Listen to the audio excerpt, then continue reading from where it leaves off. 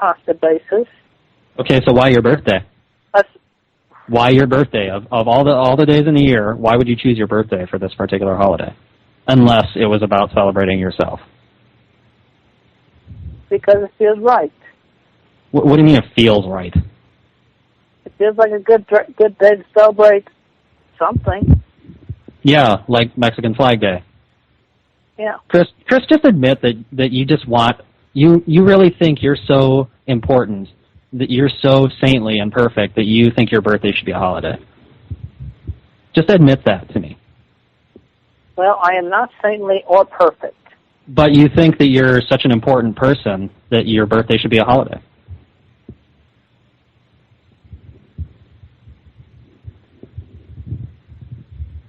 Admit it. It's about your ego.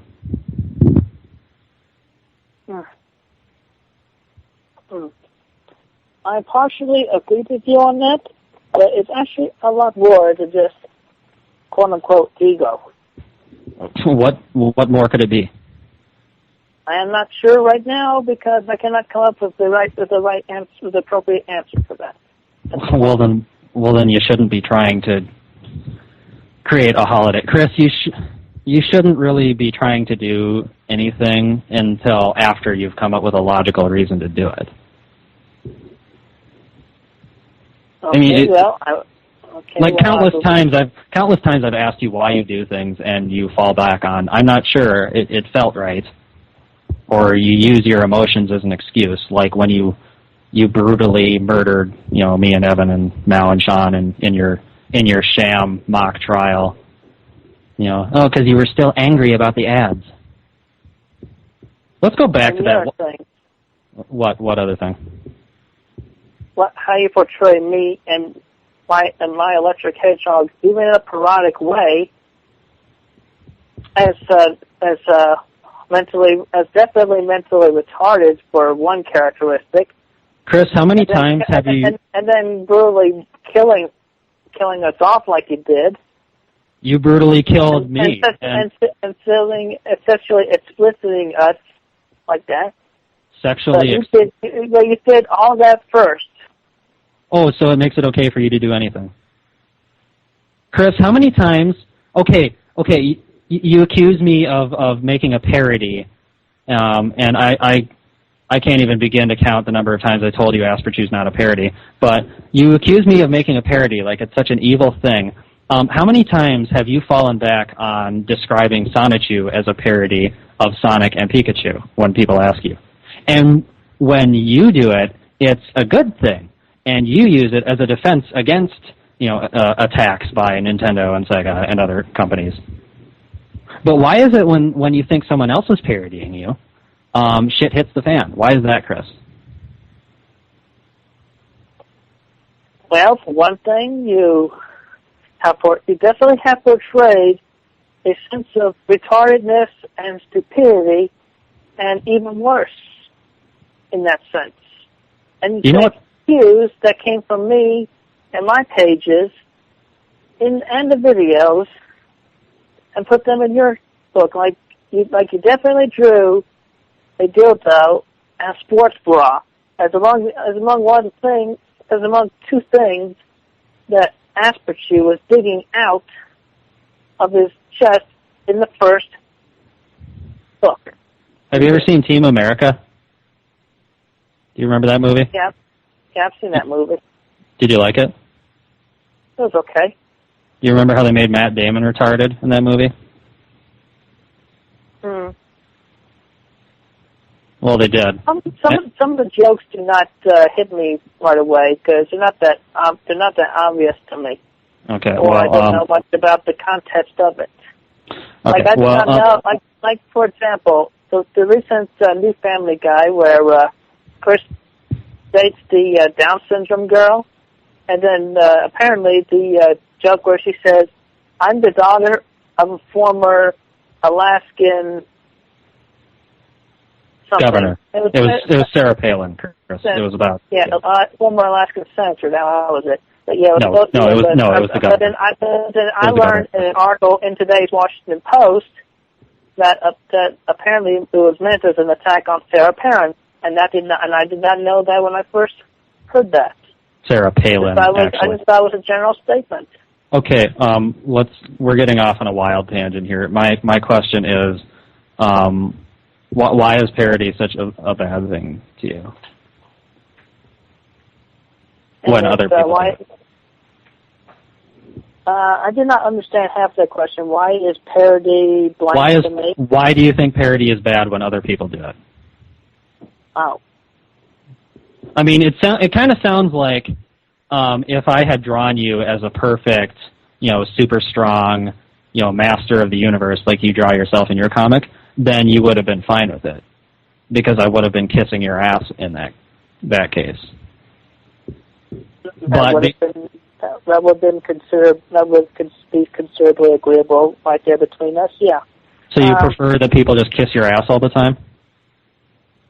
It helps. It makes you feel better. It makes you feel encouraged. Makes you feel better. Chris, you're an adult. You really want people to kiss your ass all the time? Well, yeah, not all the time. Why don't you learn to deal with it? But I don't like constant abuse. What constant? And torment and slanders and cursings. Chris, what torment and slander and cursing? Hey, Chris. Okay, you don't like slander? Oh, what about all the lies you've told about me? What about, remember a while ago you made a video trying to hypnotize people into hating Asperchu? Like you spoke in backwards Spanish or something? Remember when you cursed me with the death threats? And I apologized for that. No. You're not getting away with that bullshit excuse this time, Chris. Okay? You can't just do horrible things, and then offer a fake apology afterwards. That's not okay. That's not what apology is. You claim to be a Christian. Do you really think this is what God wants his children to do? Do you think God... Right. It is not something that God would like. Yeah, well, you're not a Christian. I am a Christian. No, you're not. You don't practice. No, baptism doesn't mean shit. You don't even try to practice what Christianity teaches. Well, for one thing, I don't have a total understanding of all the rules, and well, you can't be a very good Christian if you don't understand rules. And plus, there's a whole lot to memorize, and yeah, religion is hard. One of the things God wants us to do is not to worry about every single detail. But you worry about every single... No. Okay, no. That's not how it works. All right? God wants you to follow the rules that he lays down. God wants you to try to be a good person. You don't even try to be a good person. You are completely selfish, and you do whatever you want, and you demand that other people go out of their way for you to do things, as you want them to. And then when someone starts pestering you, you offer a superficial apology and hope that smooths it all over.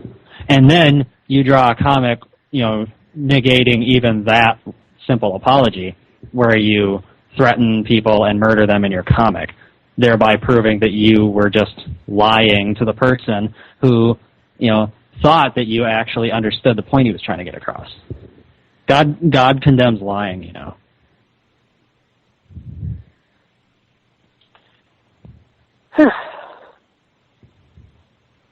Admit that you lied to me when when you agreed with me that you didn't have a right to use Simona. Admit that you have always believed that Simona is yours.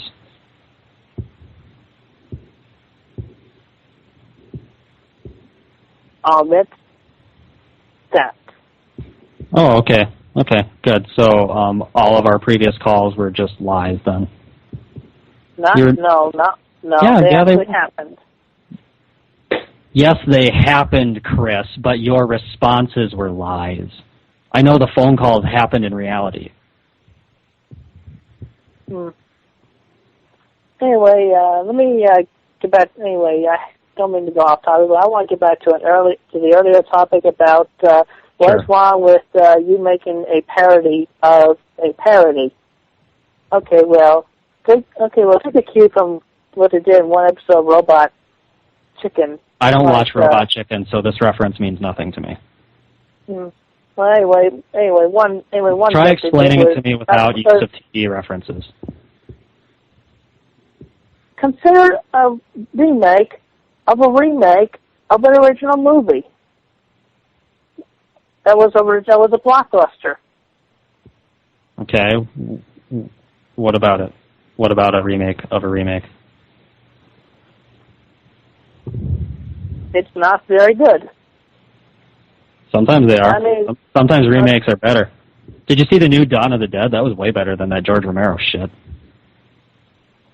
I have not seen either Dawn of the Dead. You probably shouldn't, because there's gore in it, and I know how much you hate that. I don't mind gore up to a certain point. Well, obviously, given how gory your murders of me was. But okay, I'm having a little trouble understanding why parody is okay when you do it, but it's not okay when someone else does it.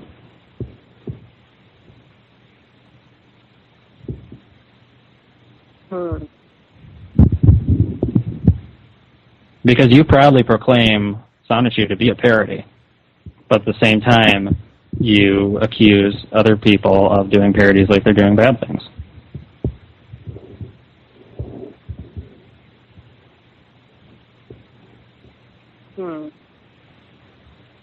Okay, well, think about this. How about if somebody did a parody to Asperchu? And made him look even more stupid, more retarded, and actually brutally killed him in all the blood and gory detail, or had him sexually raped in a prison cell of all dudes. How would you feel if you saw that? I don't think I'd give a shit, honestly. I mean, if it was well done, then I might kind of laugh at it. If it was meant to be a funny parody of me. See, I don't take myself completely seriously like you do, so I can laugh at my own foibles, and I can laugh at the foibles of my comic. Imitation is the sincerest form of flattery.